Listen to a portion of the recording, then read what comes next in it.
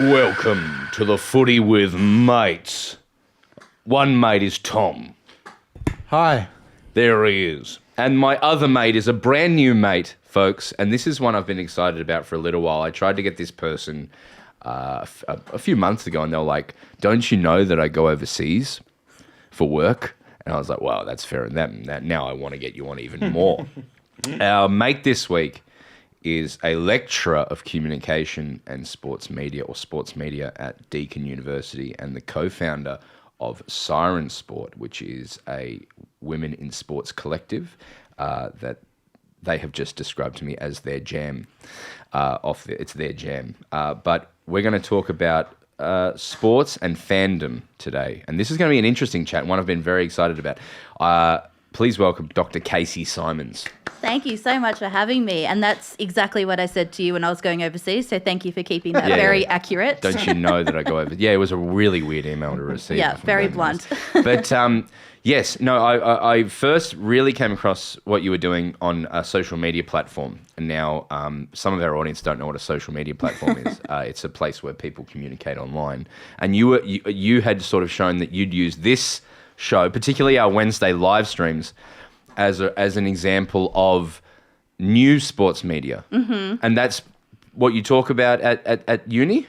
Yeah, absolutely. So I lecture in sports communication. So I do a few different subjects there. And one of them is the introduction to the sports media. And that's sports media as an industry. So the students get to make some content and do some cool things themselves. But I also teach them a little bit about sports business and the shifting media scape. So highlighting shows like this and different other cool things that are out there is kind of the fun stuff I get to do for work. We are the, would you say we're pioneers and trailblazers here? Then? Absolutely. That's exactly what I called that week. I was like, listen to some pioneers and trailblazers of sports media. Was it the week that I smashed a bunch of Easter eggs on the table? That was the trail. So do you talk? So what is the landscape like at the moment? And when you talk about old media versus new media, what's it look like? What's the what do we see? What do you see? I think that's the big question at the moment, because I think a lot of people have a lot of different ideas about what it looks like. There's a lot of messiness there. There's a lot of fear with things like technology and AI coming into the landscape, and kind of a resistance for change and kind of clinging on to these things that we've loved for so long. Because I think this is happening in all mediascapes, but in sport, we have such a passion for certain things because it's a bit emotional, some would say. Yeah. So we have nostalgia for things and we like particular products. So we're trying to shift that into a new mediascape. That can be really challenging, but we have to look at all these different opportunities that are out there too. So I think it's a really messy place, but it is really full of opportunity as well. I feel conflicted by it because, and it's the same with everything else that we do, is I feel like people get really emotionally connected with how they consume media when they're in their teens. And maybe, like, particularly for comedy with me, how I used to consume comedy as a kid is how I've kind of built my career trajectory. Is I would watch shows on the Comedy Channel on Foxtel, because I had Foxtel.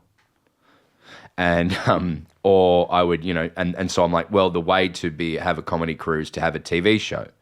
But by the time we got to a position where we're trying to make a TV show, that wasn't where people were watching it anymore. And I feel the same about with sport. Like when I was growing up, the thing that everyone would watch on TV would be like the Channel 9 footy show at prime time. And now that's just not the case anymore. And moreover, people in their teens don't even know that was ever a thing. Right. Yeah, and it's an interesting one because I think the model that's been set out is still in control with a lot of people who cling on to those products, and that's what they came up with. So there's a lot of replication. Yeah. And what I'm trying to show my students is that we look at the past, we look at how things were created and how the landscape came to be, but let's look at how things are changing and where the audiences are and where diverse audiences are, because we used to have a media model where we'd have one product that was going to everyone. Now we have some power of things like segmentation and appealing to different kinds of audiences with different kinds of content, because we have the technology to be able to do that. What do you mean by that? How does that work? Like the segmentation? Well, in terms of segmenting the type of content, like rather than just have a panel show that is just the only thing you're going to do, can you do that in a social media format? Can you do it online? Can you bring some different voices in to roll out something a bit differently in a midweek spot? Do you have a written component of that for accessibility? So looking at those things to open them up for more audience to engage, I think is the smart way to think about what is ahead of us in this sort of changing media landscape. And also just looking for where those gaps are to create new products. So shows that are purely online, purely for social media, just run on TikTok, that are doing things that are not just analysing sports, breaking down the stats, that are talking about them in different ways. And we've seen that boom really in the last sort of, I guess, maybe 5 to 7 years with podcasting and YouTube shows. This show, I guess, is part of that as well. So I think that's where we start to look at where the changes are, but also trying to create a language where we could talk about that in a way that doesn't take away the things that we have. Because I think when we talk about new things, sometimes people think they're going to lose the things that they love. Right. Okay. So, what are the things that have become more important to cut through in the changing media? What are the things that have become more important? Like, because the thing that comes to my mind is if you were doing old media, like a TV show, the set and everything needed to look premium and almost safe. Mm-hmm. Is that still the case, or what's different now? Is it because I look at some people today and I think like it's kind of like we've got a nice little set here, but some people don't have that and cut through much better than us. Like, I don't know if it's that same hierarchy still exists. Is that something you explore and talk about? I guess a little bit. I think there's quite a few things there. Like sets and presentation, I think you're really signaling to your audience who you are and what you're about. So I think that's part of it. And I think a lot of people also don't need to do that visually. They can just do that with the content that they're presenting, whether that's audio or written on a Substack newsletter or a blog or a TikTok or something like that. I think it's just understanding what your content is and who it's for. So I think I talk more about audiences and reach in my classes to understand that we've probably been sold a bit of a understanding, I would say maybe for all of sports eternity, that there's this one type of sports fan. Yes. When you think of fans, you think, oh, a sports fan is this type of person. And now we're understanding that that's not actually true. Like, yes, there's a type of fan that connects to the products that have existed forever and loves them, and that's how they love to get their sports content. But that also excludes a lot of people who don't want to talk about sport that way, or they want to understand sport on a different level, or they just want to have a connection to sport that maybe they haven't seen before. And that might be through, intersections of pop culture. It might be talking about maybe some more emotionally heightened things about how they feel about the sport and what it makes them feel rather than the analysis of sport. Or it might just be around, more like niche sports that don't actually get covered by sports media because they don't know those sports exist. And when they find them, they find community and they find a space where they feel like they belong. Yeah. So all of that stuff, I think, comes down to just understanding your audience and knowing that this core sports fan that's there is probably always going to be there. But if you're wanting to look at new audiences and growth, what else can you do to appeal to those people who maybe have thought sport is not for them because they haven't been given that content that connects with what they want? I mean, that's something we've seen across all art now, maybe for the last 25 years, isn't it? And that with music, there used to be, and there still is to an extent, but there used to be absolute icon stars, and then they were the rich ones and no one else broke through. But you're kind of starting to see now that people can reach a level of having a fan base to a certain level, but it's never going to be to the level of the 90s music. Mm-hmm. We felt it with comedy as well, where the people who cut through really cut through, but now there's a spread of people more. If there was artists who were doing 1 million, there's a bunch of people now doing 500,000 to a more particular audience. Right. I think that's a good analogy because I think it's starting to understand that maybe the goal, and this is why I think we have challenges with the media model, because the goal is still to get that like market share of everyone. And if it's not getting that, then it's a failure. But understanding maybe there are chunks now that can contribute to something greater. It's just shifting the delivery of it. Yeah. Do you find, because you cover all sports and fandom within all sports, why? I try to. Yeah. It's a lot. Do you find that some sports have a better relationship with their fan bases or speak more positively than others? And do you see correlation or certain things that lead to more negative fan bases, or is it the same across the board? And is one leading the other? I mean, it's a difficult question to answer because I think it's kind of yes and no for both. Right. I think where I see the biggest differences is usually between traditionally what have been men's professional sports and women's sports. So I wouldn't know the minutiae of which professional codes are sort of treating their fans the best. I think most sports do try to celebrate fandom, and you see it all the time with like celebrating membership milestones, season ticket holders, attendances, broadcasts, and that really comes down to fandom. But I do think there has been a history of behaviours associated with a lot of professional men's codes around probably football codes, so Aussie rules, EPL, yep. Yeah, well, the world ball, the world the game. world ball. Well, like, I just call it football, but if I say soccer, a lot of people get angry with me. Soccer, yes. And sort of rugby union and rugby league. And I think that's where we get these stereotypes around fandom, which comes back to this idea of what a sports fan is. And I think we still sort of cling on to that, and we don't understand how stereotypes or different kind of fans deviate from that. And where I think sports can really learn from that, and a lot of sports do this, they look at their different types of demographics and how their fans are consuming their product, who's actually showing up to games, who's just watching from home, who's buying what type of merchandise. But a lot of that I think is still framed around trying to put them on this journey to get them to be a particular type of fan. So if they're just an entry-level fan, how do we convert them into a hardcore fan rather than understanding, well, maybe that's not the goal for some people. And when I think about that from a women's sports perspective, I think there are a lot of fans engaging with sport now because we have a bit more of a spotlight on women's sport at the moment. We're saying that it's a boom, but we know that women's sport have been around for a long time, but, you know, we'll go with it for now. They're engaging in very different ways that fall outside of these metrics. And I think that's a real challenge for sport because sport organisations want to come in and say, okay, we have some new fans here. They've bought a ticket, they've bought a jersey. How do we get them on this pathway to get them into this idea of this truly loyal fan? And I think the opportunity there is to like, don't put them on that pathway. Understand how they're connecting in different ways. Yeah. Because there might be really cool things that they're doing that are different, but we haven't really thought about as a typical sports fan behaviour. But we could really learn from that and create content and cater to them and broaden up that market. I mean, you've touched on something there that makes a lot of sense to me, is that the metrics that we're measuring success by across all media at the moment seems to be stunted or not quite there yet.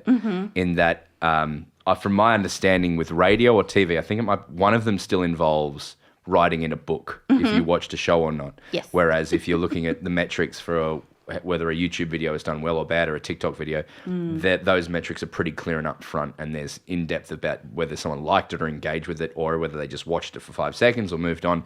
Such in-depth detail there. But we're still kind of... the Wrexham documentary, there's a really interesting point in the 2nd or 3rd season, or an interview I saw with one of the GMs. They're talking about the metrics with which how Wrexham is engaging online and its social media and how far its reach is going. And it's such a good point in talking about what is the goal of a sports club with its relationship to its media presence? Is it to sell? Is it a mixture of? This is my guess. It's a mixture of selling tickets to the games. It's selling merchandise for that team and then showing how popular you are so you can brand align and sell ad space. Is that the 3 main sections? Yeah, I'd probably say you nailed it. You get an A+ in my class. Shit, yeah. Have I got a hex then now? did I just accrue hex? For something like the Tillies, their tickets are only ever going to be... There's only going to be a few amount of games that they're actually selling tickets to. But their ad revenue, I imagine, would be astronomical potential. For sure. And I think with something like that, and this is what the World Cup showed us last year by having it, you know, in our backyard in Australia and New Zealand, I think from the perspective down here is we really saw for the first time the opportunity of that cultural space, because while we saw, you know, the athletes and the matches all on our TVs and radios, and that was amazing. What it also put the spotlight on was the fan culture and how different it was and how people were engaging with different ways. So looking at that from an opportunity point of view, it's like, well, if you only have finite matches and finite advertising spaces, what are the other things that those fans are doing or did during that time that we could learn from? And a lot of it comes down to community building, bringing that energy back into our local competitions here, sort of extending it beyond that. So it's how do we create that journey and that environment that extends beyond those limited opportunities? I think the challenge we have now is we've had that little bit of a taste of what it could be if we had all of that investment and support.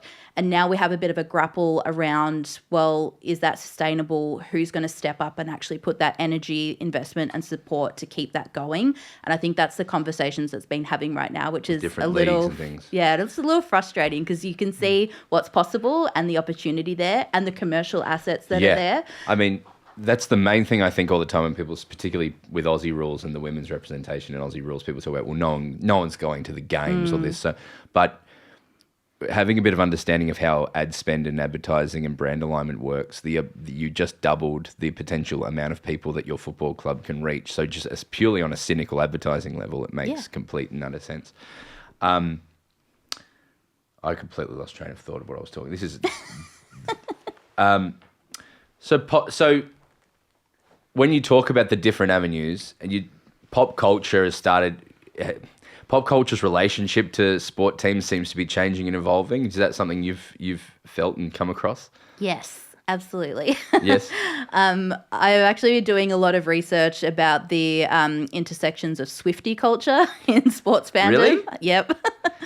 What are the intersections? Well, so I started looking at this pretty closely. I mean, this was happening before the relationship sort of went public between Taylor Swift and Travis Kelce from the Kansas City Chiefs, because women's sports fans were already using these intersections of pop culture in the fandom for a long time because they are doing fandom quite differently. So even at the Women's World Cup, we had fans making Taylor Swift friendship bracelets that were Matilda's themed and sharing them around. Yeah, absolutely. Because that space, I always explain women's sport fandom, it's a come as you are environment, whereas some professional men's sporting environments are a come as you should be environment, that you have to wear the right merchandise, behave the right way, say the right things to fit in. Yeah. But women's sport fandom is just like, there's a space for you, just come. It doesn't matter if you know the rules. It doesn't matter if you know the players. You might love athletes from different teams or have multiple teams. You might be a diehard nuffy.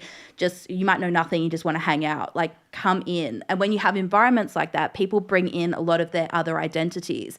And that is where you get these pop culture intersections. So that stuff has been happening in women's sport for a long time, which makes it just such a lovely place to be. Do you have what's some of the examples of this aside from that? Like, how did the Swiftie thing roll out? People just showing up to friendship bracelets, singing the songs, just making it, I guess, more of a like sort of pop centric kind of fandom space.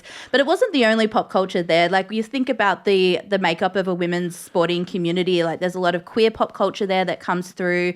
So a lot of different intersecting fandoms. So people who wouldn't maybe identify as sports fans but are fans of, comics and zines and different types of literature and music are just bringing elements of their fandom into a sporting environment and just showing different ways to be a fan. So that's been happening for a while. And what I've been really passionate about is showing the opportunity there for some professional men's sports to look at that space, to be like, there may be some things you can learn here about changing maybe some perceptions of men's professional sporting cultures that might be restrictive for some fans. So when Taylor Swift started going to NFL games, that really shook up a lot of the culture in one of the most hypermasculine sporting environments in the world, the Probably NFL. the most. I NFL. would say the most, yeah. Kansas City. Right? Just about, yeah. Just about the Yes. maybe lifting wood over a tall fence is maybe slightly more masculine traditionally, but no, that's pretty up there. Pretty up there. And what I've seen there is because of her scale, and I mean, we could talk for days or weeks trying to understand the scale of what she's been able to do, but by able to connect with, I guess, one of these sort of most hyper-masculine figures, and by his participation back in her fan culture as well, it's opened up this environment where we're starting to see more of this pop culture come into professional men's sports. And even within Aussie rules culture, like there've been so many clubs posting their players having friendship bracelets, fans giving AFL players friendship bracelets. When she was here touring, I saw a lot of sporting organisations putting pictures of Taylor Swift on their social media. Like there's a scene where she's performing Blank Space in her 1989 era where she's swinging a golf club around in Golf Australia on their Instagram, took a screenshot of that and was like, yeah, Taylor likes golf. And I just think that's so fascinating because I haven't really seen that shift the other way. Like it's been happening in women's sports for so long. But for what I would say a stereotypical hyper-feminine pop culture icon and a feminized genre of pop music, driving some fandom changes in men's sport, I find fascinating. So that's what I've been looking at from a researcher point of view the last few months. It's really interesting. Like we see it, we've had Jacob Gaynor on, the social media manager for the GWS Giants many times, and his job is essentially for a team that has one of the smallest fan bases in Aussie rules, to cut through on social media and make a statement without the base of having a football club that has 150 years of history behind it. And is it that the social media platforms, it's indiscriminate. Whatever's popular, it will reward and draw you to that. So it's in the interest of all sport clubs to evolve and change and just do whatever is in pop culture at that moment. Yeah, I think there's something to that about doing it, in a bit more of an authentic way, to try not just to, because fans see what teams are doing. If it's just, we think this is cool, we put it up. Like you will get slammed for that on social media pretty fast. If you have cynicism on social media, it only goes so far. So I think if there's ways you can authentically engage, and I think the GWS Giants are an amazing example of that, that they do it in a way that is authentic and has its own particular style. And I think that could be something that I would see is hopefully at some point maybe challenging some of those rigid rules we have around men's professional sport fandom, because I'm sure so many people just follow GWS or pay attention to that and genuinely like them because of that, but they might be afraid to say, oh, I like GWS because that goes against your fan codes. Like, no, I can't say I like another team. I have to hate every other team that's out there. But why? Yeah. Let's just have a bit of fun. But also, in saying that, I do understand fandom being quite serious, and I will have my own hang-ups with my own team too. Well, your team played my team today in a certain sport, and we're both sitting here. I don't really want to talk about it, Broden. That's great. Just on that, I just wanted to mention that I think the NBA has always been synonymous with hip-hop, and it has a really strong vibe, and for someone like me, that really attracts me to the sport because I find hip-hop music really cool, and I find NBA players really cool, but it must be also alienating for some people as well that don't particularly like that hip hop or whatever, right? Yeah, I think stuff like that is interesting because I think you're really speaking to one particular culture, which can be really inviting and bringing in a whole other diverse audience. So what do you do then as an organization to sort of retain this core value that you have and what is kind of really paired with your culture that majority of your fans connect to?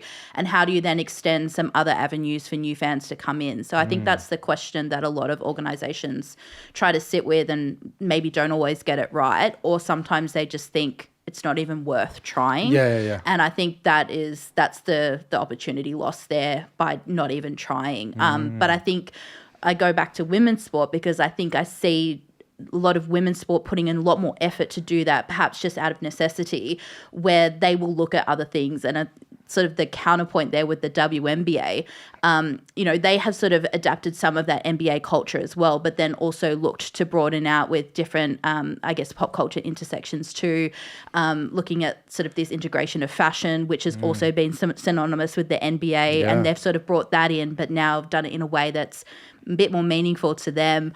Also with the WNBA as well, just the intersection of players who have dated or are divorced from one another and then them playing each other there's so much drama in the WNBA that you could genuinely make very successful TV series out of it, and they will eventually. I will watch that. It's so intense. But they create great things I would encourage anyone to follow the New York Liberties mascot, Ellie the elephant. She is unhinged, this elephant, in the best way, and it's just creating things like that. She's kind of like the Beyonce of the mascots, I would say, and her TikToks and videos are just so engaging. And I think women's sport do that really well because that that mascot doesn't take away from, the Brooklyn culture that this team has and a lot of the history that club has and the amazing athletes that are doing cool things. But it just adds something else for these other fans to engage with and fans not of that team to watch and be like, yeah, that's cool. I guess it's all about trying to find for a more and more increasingly competitive landscape for sport, a way to cut through and be sustainable.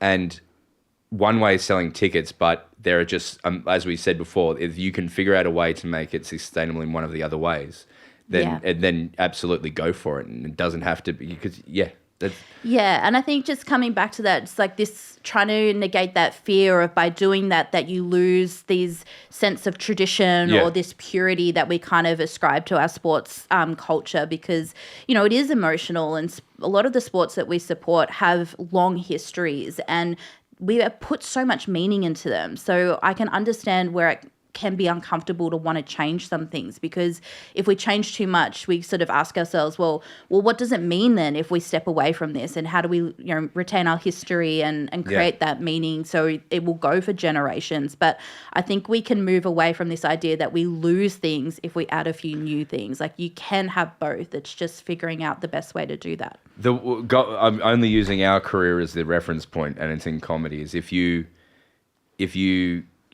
have to change. You must. Otherwise, you could probably make a career for yourself if you stay the same way, but it won't stay forever. And when you're doing something new, whether that's not doing TV and putting stuff online or doing something else, there'll be institutions who say that's stupid and dumb and not worthy or lesser, but in the long run, it's the stuff that actually ends up mattering. If the people who are evolving and changing and going where the energy is are the people who define the next generation. And then by the time you're done, then it's the ritual of a whole new generation. They grew up watching. It's not even weird to do Taylor Swift bracelets. It's just the thing they grew up doing, and now that's a cultural tradition. It only takes like a couple of rounds to be a tradition, doesn't it? It's a very thoughtful and mind-opening conversation, and it reminds me of going to uni and having these thoughtful conversations. Do you sit around with people in there like studying this and have conversations like this, or are we good students? You're great students. You're much more engaged than some of my students. No, I shouldn't say that. They are pretty great. I think the conversations I love to have with them is exactly this stuff, because I think particularly my students are doing a postgrad, so they've just come through their undergrad. They're already starting to think about their next steps in their career, but they still have these ideas that are formed just by consuming sports media. And I think the interesting thing I like to do with them is just asking these questions, say, well, why do you think that? And why do you think that is?